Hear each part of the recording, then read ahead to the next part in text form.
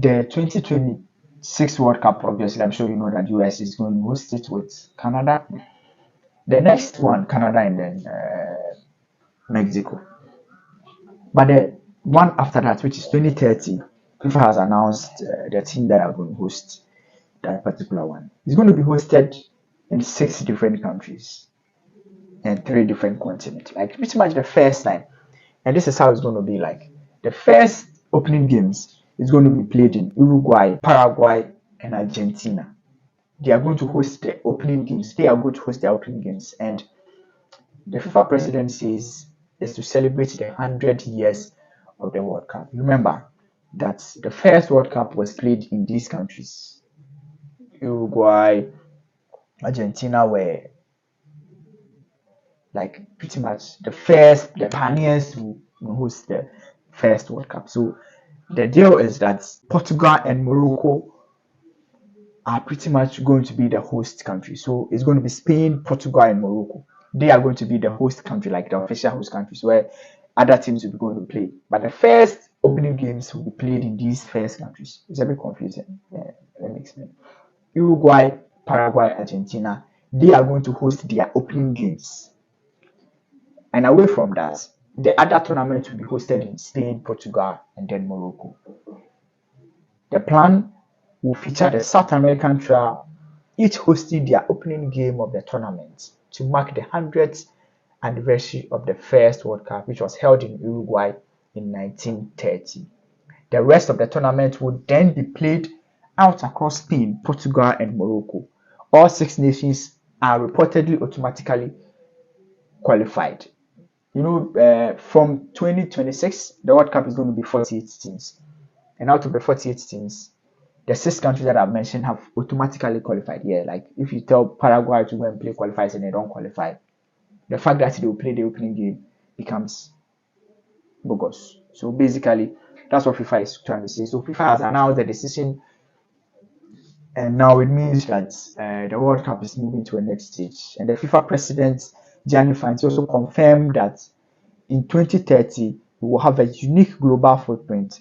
3 continents, Africa, Europe, and South America, 6 countries, Argentina, Morocco, and Paraguay, Spain, and Uruguay, welcoming and uniting the world while celebrating together the beautiful game.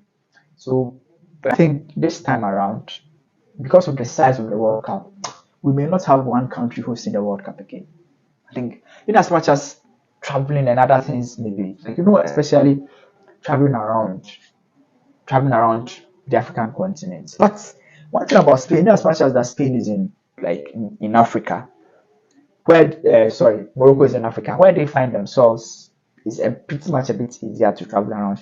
And one thing also about the World Cup is, if you are playing the World Cup, the traveling arrangement is a bit different. Like it's a bit different. Fans travel with higher cars. Once you have the accreditation, you can easily get your entry visa and all those things. So if you have the resources, you should be able to travel around. Unless Charlie, you don't get money, then that one traveling around is going to be difficult. And then after 2030, the next World Cup is going to be 2034. And then Saudi Arabia has officially produced a bid to host that one. Trust me. It was coming. It was coming that they were going to do it, and they have done it. And they admit that it is part of their plan to make sure that Saudi Arabia becomes a go-to country. It's part of the country's plan. So, as I said, the 2030 World Cup is coming back to Africa, and then Spain, and then Portugal. An opportunity for Cristiano Ronaldo to win the World Cup. Is he going to still be there? That's how old is he going to be? Let me know what you think in the comment section. That is Ronaldo still going to be around to play that World Cup? Is he still going to be fit to play that World Cup? Nature will tell, because Ronaldo himself has said that he will only, if the body wants him to play, he's definitely going to play. Let's wrap up with some Ghanaian players and their performance in the Champions League. So we're going to start with Usman Bukari. Usman Bukari was man of the match when he scored again in the UEFA Champions League, when he inspired West Ham Brigade to rally from behind to draw at home against Young Boys on Wednesday. The Serbian champions needed a goal and an assist from the Black Stars forward to secure a point from the game, which ended 2-2 in Belgrade. Bukhari set up Senegalese defender Sheriff Ndiaye with a sublime pass to put the red and white ahead in the match within 10 minutes. After a strong start in the second half, the Swiss Giants pulled parity in the game through midfielder Philippe Ingrenik with a beautiful cheeky lob in the 48th minute. The young boys got themselves into the lead moments later after Cedric Ethan scored a penalty. At this point, the game was going to be 2-1 deficit for Red Star Brigade, and then Usman Bukhari showed up. Bukhari, with his second goal in the competition, this campaign drew Red Star level 2. Bukhari, with his second goal in the competition, this campaign drew Red Star level 2 minutes from the final whistle after firing home a pass from Cote d'Ivoire striker Jean-Philippe Crasso. The 24-year-old winger scored in the opening game against defending champions Manchester City, and then this time around he has also scored again. Like he's that midfielder that always finds a way to score. And that's something that I like about him. Like Bukhari, he knows how to score goals. Like he's a midfielder who may grow into like a winger who may one day grow and become like Mohamed Salah. I remember Salah was an out-and-out winger, but in Liverpool, he's basically one of those players that scores a lot of goals. Usman has that in him, and we are all pretty much happy for him and the performance he has been able to show up, winning the man of the match. Not often do you get Ghanaian players even scoring goals at the Champions League and even going ahead to win the man of the match performance. Another Ghanaian that also featured is Salis Abdul Samed.